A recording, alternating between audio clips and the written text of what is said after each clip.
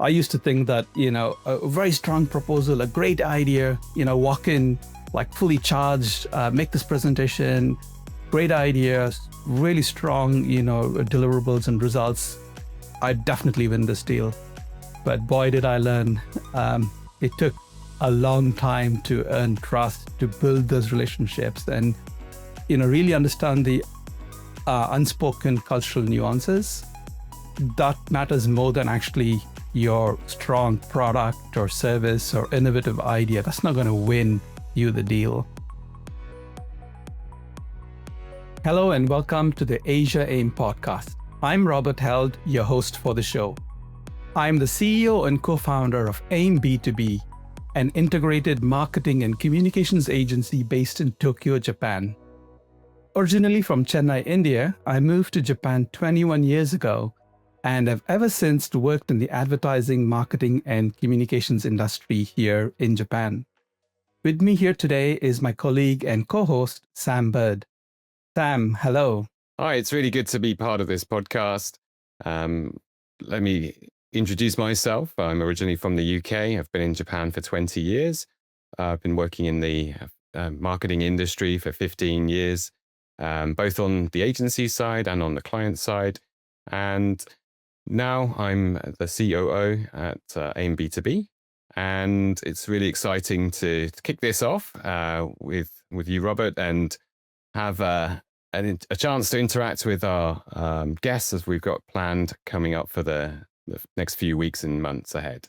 So to kick things off, Robert, can you explain what Asia AIM is and what inspired you to launch the podcast? And also, for those who are not familiar with AIM B2B, can you tell us the origin of AIM B2B and how it evolved out of custom media? Sure thing. Asia AIM is a podcast that we are creating to decode the challenges and opportunities of doing business in Japan and the wider APAC region. We launched this podcast to serve as a guide for global marketers, especially those navigating this often complex but often also highly rewarding landscape of B2B marketing in Asia. Japan and the APAC markets, as you know, Sam, have very unique cultural, economic, and business dynamics that can be difficult to understand without local insights. Through our conversation with industry leaders, CMOs, and regional experts, we aim to bridge this gap and offer strategic guidance, real-world examples with actionable advice.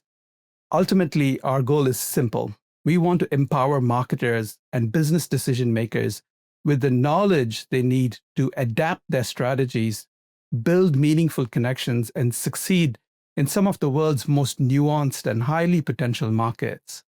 Now, I founded Custom Media in 2008 as a B2B publishing firm. We launched the magazines for the British Chamber of Commerce and went on to publish magazines for the American Chamber, the Canadian Chamber, and the like. And over the course of our history as publishers, we often, met with clients that are struggling to expand or grow in this market or even enter the market. So we naturally, transitioned from a publishing house to a B2B full service marketing agency.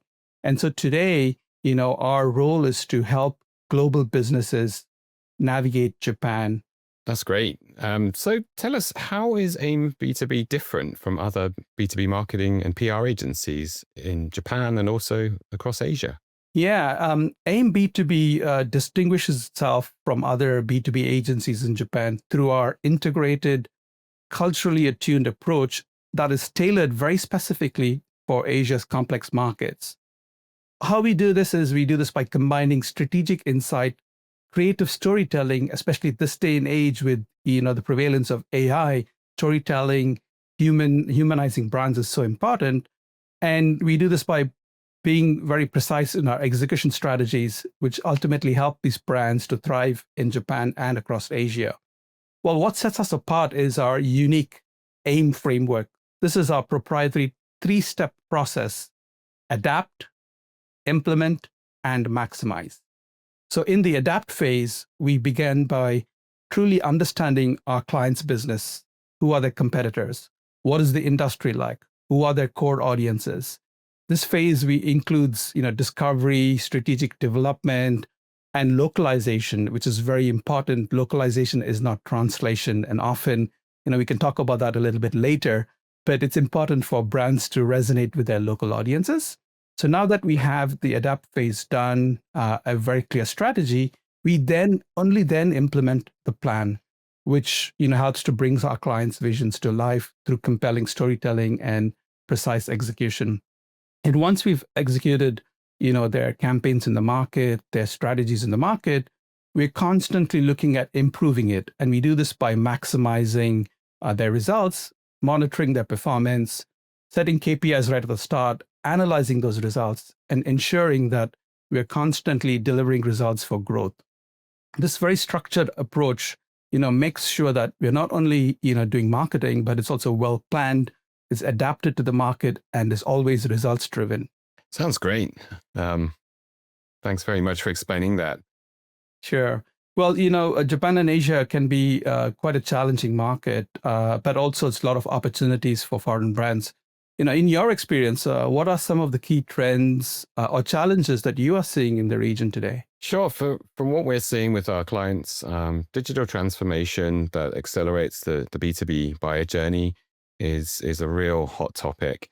Buyers are everywhere these days across multiple channels and require specific information at those different touch points upon their decision-making journey. Brands and clients are not struggling, but they're finding it challenging to keep up with the need for a lot of different content served up to the audience at the right stage, and also to be able to measure the impact of those investments into both content development as well as any paid media investments.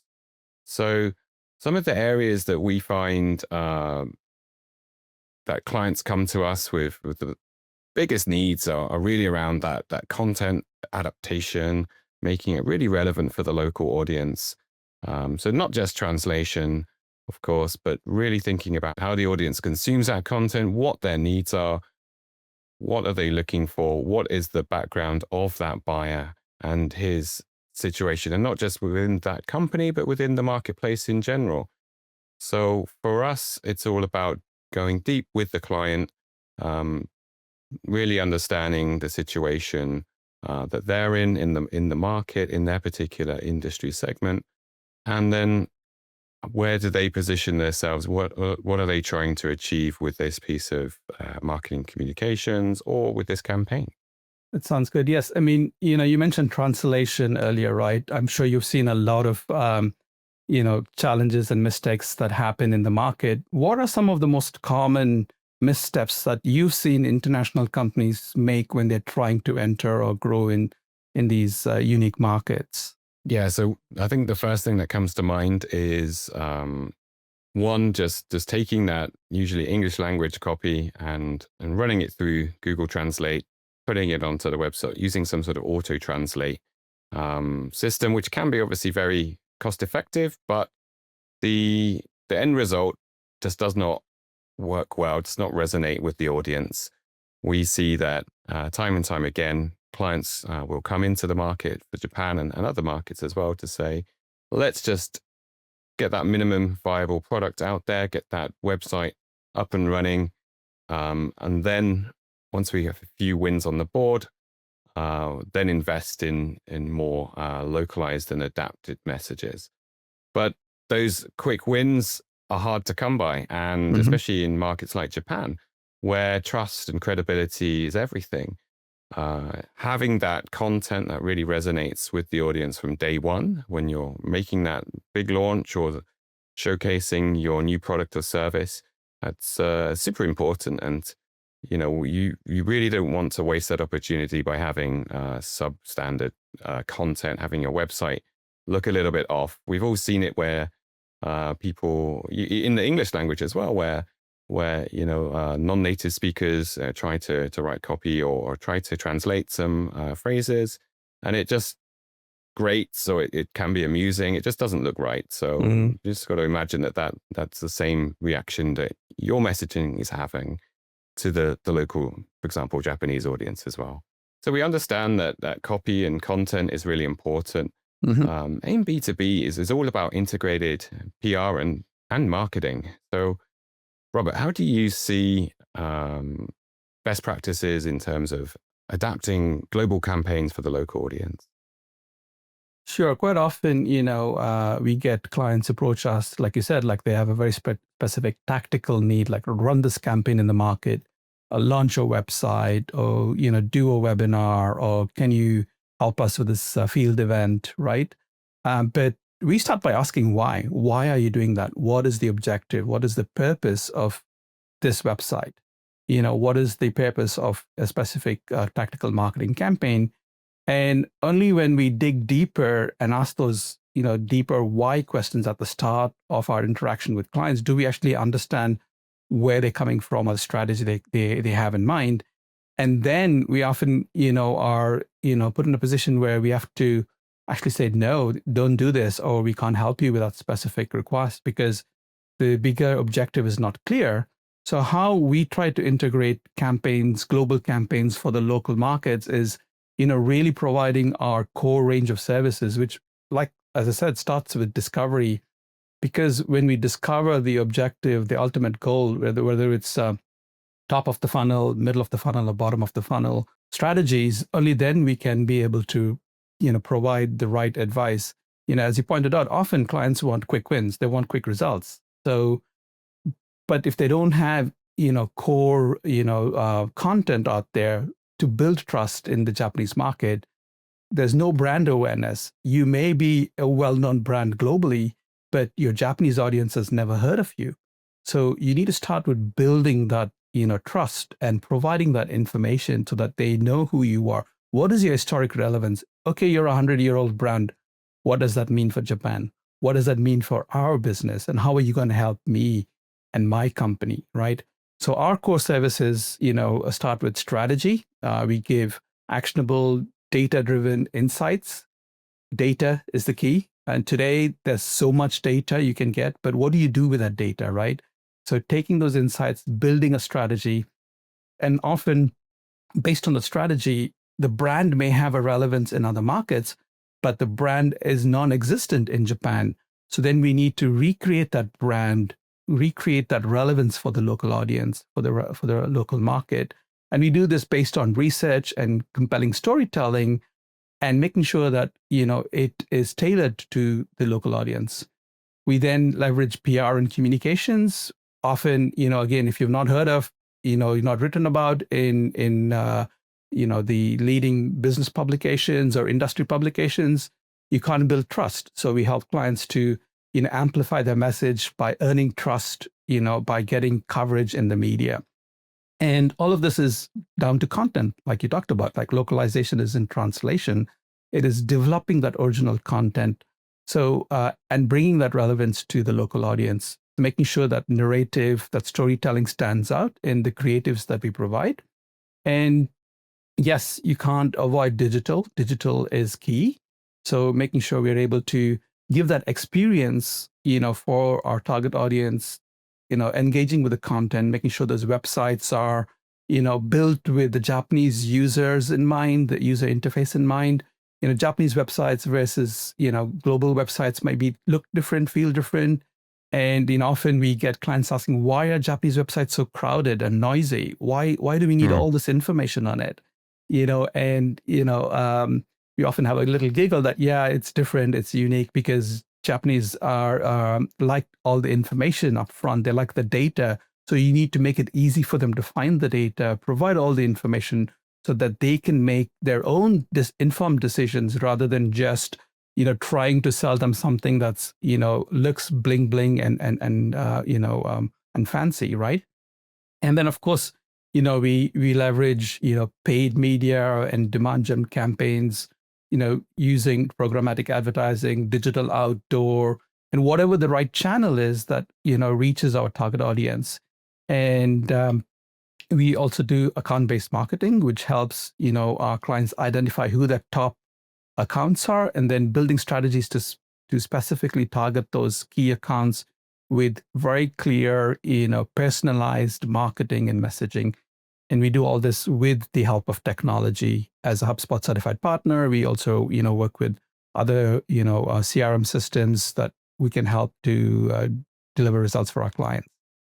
Thanks for sharing that, Robert. That's really interesting. I think one thing that really stood out for me was getting the basics right, getting the foundation in place, ensuring that you have solid content that's going to drive the right message to the right audience before getting into expecting those quick wins. So just thinking about, maybe if you can share a specific example of how AIM B2B has helped a client, it'd be really interesting. Yeah, certainly. Without getting into any client names or any confidential details, I think most recently was about a couple of years now. We helped a global clean energy brand that was looking to break into this market where sustainability is so key, and it's an industry that needs to rapidly evolve and really understand alternative methods for carbon denutralization, right? And one of our clients we helped with was entering the market, and they had a significant new client in the Japanese business they were onboarding. So we were brought in like very early in the start. I think the client made a really good decision to engage an agency right early on to really understand what the market is before they launch the brand in the market. So we advise them even before they enter the market on what to expect in the local market, what are Japanese B2B buyers like, what's the industry like, and then we help them to launch in the market, starting with a PR campaign, of their onboarding this new client. We did complete localization of all their assets to make sure that it's relevant for the market, from their website to their video content, to their advertising strategies for the market.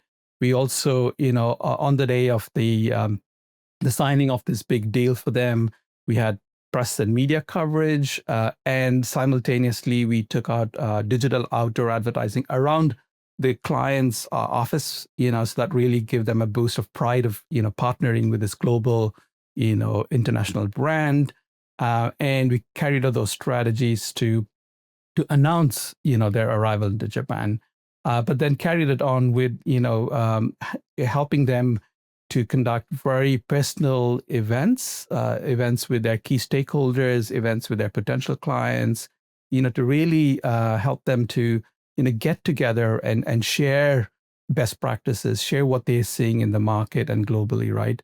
And this has really helped them to get a strong foothold in the market. And one of my favorite things from this particular campaign, and we're still working with this client, by the way, was that they felt like, oh wow, we didn't think you guys had an office here, and it was so smooth that we just felt like you were almost operating in the market.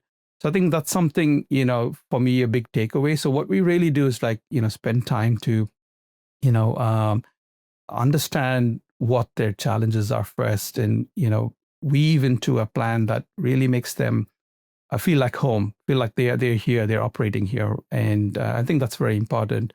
How about yourself, Sam? Like, what examples that you can share with clients that you've been working on? Sure. So one example that I'll be able to share is it's an international manufacturing company. They've been in Japan for 20 years, and they were facing a number of different challenges where their products were seen as to be comparatively expensive, just mainly down to the FX rate that between the Japanese yen and their home country currency. This made their products seem relatively more expensive compared to their local domestic competition. And also, those local producers were very well known in the market and big names. So the company, the client, was facing these two strong headwinds. What we did is to analyze, the industry, the marketplace, what the buyers really needed, and also what those benefits of that product was. To highlight, for example, a little bit more of a sort of blue ocean strategy. What what was not being said in that space, and it turned out to be around health and safety. So the product design of this from this manufacturer actually was showcased to have more health benefits than when the users would use that product versus the competition. So we really lent into that. We produced a number of press releases to tie into various health and wellness initiatives by the Japanese government, and also showcased the product in a number of different ways with sales promotions, marketing campaigns that highlighted those benefits. As a result, we've seen that company do really well, turn around their sales and marketing efforts, and they're on an upward tick now. So it's really positive to see that an integrated PR and marketing approach can really pay off. Yeah, I mean, it's interesting, isn't it? 20 years in the market, and you keep doing what you keep doing. Sometimes you need to stop and take a look and engage with somebody externally who's coming in and seeing things differently, right? So this health benefit has all along been there, right? This product is way better all along. But if you don't pick that out and let your audience know, actually, you know what? It's not about price, it's about value. What is the value you're getting from us? And the value, which has always been there that we haven't noticed, is now seen, right? So by engaging with an external party, the client was able to see what their true value is, and that has helped to highlight and open up opportunities for them. That's a really good example. Thanks for sharing. Yeah, it's that's a good example, I think, of how the outside point of view can bring additional value, as you say. So let's think about the podcast itself. So what kind of guests and topics can listeners to Asia AIM expect over the next few episodes? Yes, yeah. We're super excited to be launching this podcast at a really pivotal moment, I think, for Japan and the Asia Pacific region with all the global, turbulence that's happening. I think what we expect to do with Asia AIM podcast is to, expect to hear from a diverse lineup of guests. So we will have CMOs, C-level decision makers from global brands that are operating in the region. We partner with a lot of local, agencies in, for example, Korea and Singapore and other Asia Pacific regions like Australia. So we'll be talking with partner agencies, leaders in those agencies in the region, bringing their expertise, bringing their examples of what things they're seeing in the market, and we'll be really getting into topics that matter to B2B marketers, that matter to business decision leaders. And this would include how to localize, right? Japan is so different from Korea, and Korea is so different from China, and China is so different from India. How do you build relationship and trust in these countries? How do you navigate the cultural nuances? Myself being from India, India's got 4 main regions like north, south, east, west, and each region is different. You can't say, let's go to India and here's a strategy that we're going to win in Delhi and in Chennai and in Mumbai and in Calcutta. You can't do that. You really need to understand those local nuances even deeper in those little areas. So then you can tailor your strategies for the market, right? So we will hope to, through these engagements with our, CMOs and C-level audience of the podcast guests, we'll be hoping to bring storytelling and content, in how to launch campaigns in the market, how to leverage marketing technology efficiently, and ultimately real insights. What are the actual lessons that they've learned, and then look at, strategies that would help these global B2B brands to thrive in Asia. So that's what our listeners of Asia AIM podcast can expect from future episodes, Sam. And how about yourself? What do you think the kind of listener that we are trying to reach with this podcast, and what are we trying to do to inspire them? So I think from my perspective, I think, it's a B2B marketing podcast. It's focused on the Asian markets. So naturally, you'd expect the listener profile or people who get the most benefit out of this would be, those in marketing leadership roles across Asia. So, APAC marketing directors, heads of marketing for various countries across the region. But also it's those global CMOs who are looking at Asia as a challenge. It's a different region. It's a different set of needs and challenges for each individual country, as you say. So the insight that we're going to bring through the podcast, through Asia AIM, is to help those people in those leadership roles for marketing, but also at that global level as well as at that regional level. And I think also really it's also for anybody that's interested in doing business in Japan, in Asia, and it's also, anybody who likes to hear a diverse set of opinions and interesting guests. And I hope we're going to be able to share some great sort of war stories and success stories as well throughout the coming episodes. So just thinking to wrap it up here, any final thoughts, Robert, for listeners who are curious about doing business in Japan and the wider Asian region? Yeah, that's a really good question. Japan and of course the wider APAC region has a lot of opportunities for global brands to succeed here. But this requires more than just translating messages. It's truly about understanding local culture, truly about building relationships and being willing to adapt strategies for those local, markets. Only then you can get long-term impact. My advice, be patient. Take your time to understand the market. Be curious. Be curious as to what your, ultimate customers are looking for. What are the things that you don't see?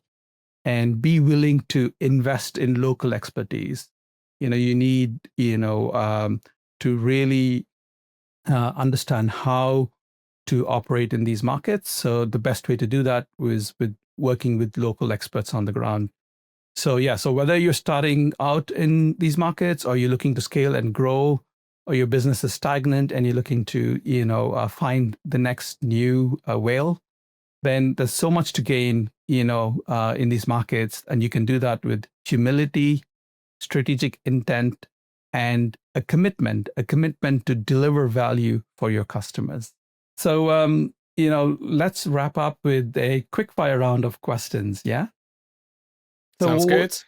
Okay. So what was some things that you wish you knew first when working with international clients in the region? Yes, I mean, I've been in the region for 15 years, working mainly in the Japan market, but also with clients based in Singapore and Hong Kong, Australia, Korea, and throughout the region, really.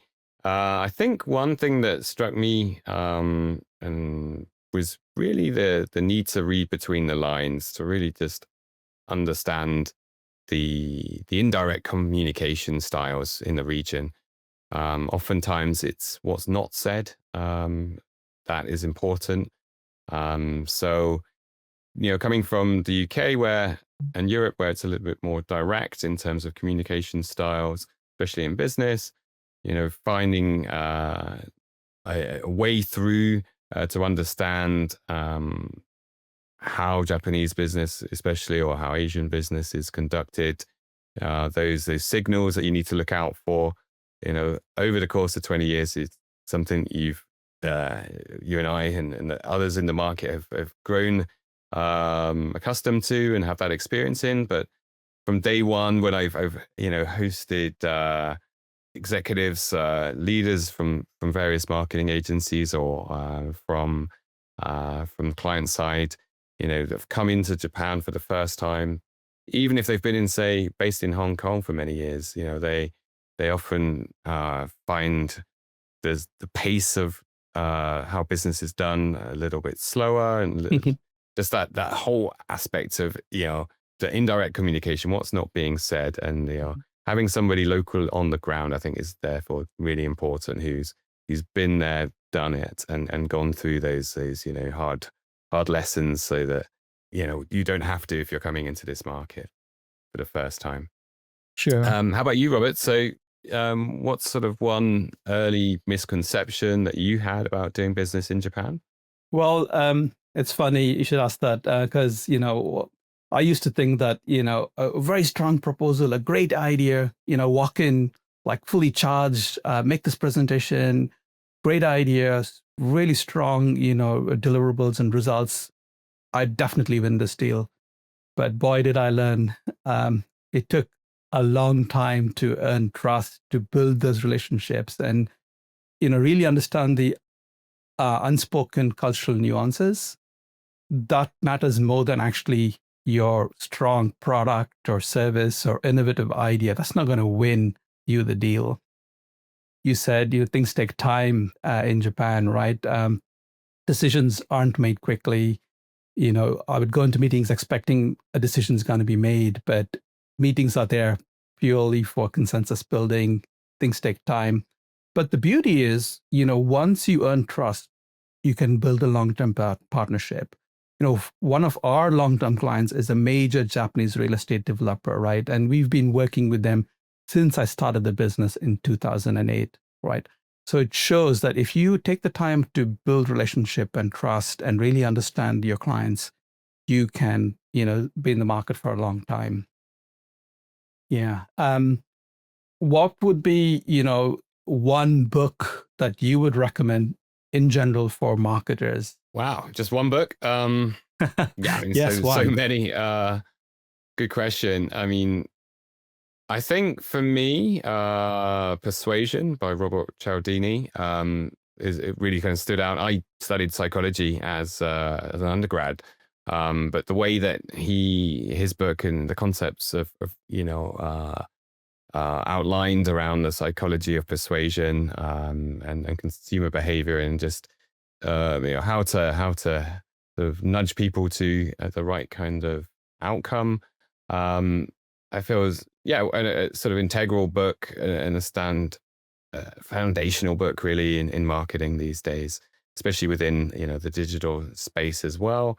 There's so many concepts within there that can really apply.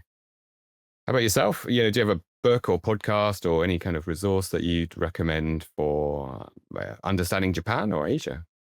Yeah. I like this book, Japan Unmasked, Understanding Japan and the People of Japan by Kiyoshi Matsumoto-san. It's a really comprehensive guide that looks into, the intricacies of Japanese culture, the history, society, and it really offers, insights for towards a Western audience. For me, I really wanted to understand doing business in Japan, and this book was a good guide. It explores the, masks that Japanese wear in society, both literally and metamorphically. Matsumoto-san discusses how Japanese individuals often present a public persona that might very much differ from their private selves. So this is kind of a practice rooted in history and cultural traditions. This book also kind of looks at the historical context of that. What are the key cultural concepts and often the common misconceptions, that Westerners or anybody not in the Japanese society can have, and it offers practical insights to understanding Japan. That would be my one book if I were to recommend. Yeah, it's great. Really understanding Japan. And what can you offer one favorite business insight, Japanese business insight to our audience? Okay, sure. So for me, I think the concept of Kaizen, which may be familiar to some, it's continuous improvement. So this was originally to help within the manufacturing space, but I think it's also really applicable for the Japanese, marketing and doing business in general. So within the marketing space, oftentimes companies will want to have a proof of concept or something start off small and then build upon that. So they want to see that initial test of an idea, of a concept, and then from there that continuous improvement. How do we build upon that? How do we build upon that? So it gets larger and larger. So I think that often, we see that with a lot of our clients in the technology space as well, in software. Proof of concept is also very, very key. We work with a cybersecurity company, and their buyers are saying the same thing. We love the concept, the idea of what you're bringing to us, but in order for us to get buy-in, we need to test it on a small scale first. So I think, Kaizen and continuous improvement, it really, lends itself well to any business, but also in marketing as well, where you're thinking about, digital campaigns, how you can optimize those over the course of months after you get that feedback from testing your hypothesis, what actually is going to be working in the market. You might think it's a certain set of keywords that are what users are really searching for based on your research. But actually, the ones that have the highest intent, the ones that convert the most, are actually a different set. That's where you really see from the data. That shows you then, where to optimize and how to do that continuous improvement piece. Mm-hmm. How about you, Robert? Is there a Japanese business insight or concept that's a favorite of yours? Yeah, I think I mentioned earlier, right, this misconception I had about, okay, let's take a great idea, great proposal, and let's win the deal, right? And then, I really learned the hard way this concept of Nemawashi. It's a process of informal, process of laying the groundwork for decision making, right? Quietly consulting with key stakeholders on the client side, on the buy side, helping them build consensus on their side. So that when you bring your innovative idea, it's not new to them. Actually, they've heard about it internally. They've discussed this building this consensus, internally. So then it actually smooths the process of you making your presentation and with no surprises, right? This concept of Nemawashi is a really powerful reminder of how things are done in Japan. How to prepare for decisions is often more important than what you present itself. It's this approach of fostering alignment, and minimizing, resistance internally, right? It also shows that you respect everyone's input. Consensus-driven, decision-making means everybody has a say. Whether their say is heard and taken into account or not is a different outcome. But listening and hearing out, opinions is very important. So this is something, incredibly valuable to, working in a collaborative environment. Yeah. It's been fun having this conversation with you, Sam, to introduce Asia AIM podcast and, what we're doing with AIM B2B. So thank you so much for your time. It's been a lot of fun. Yeah. So looking forward to the next one.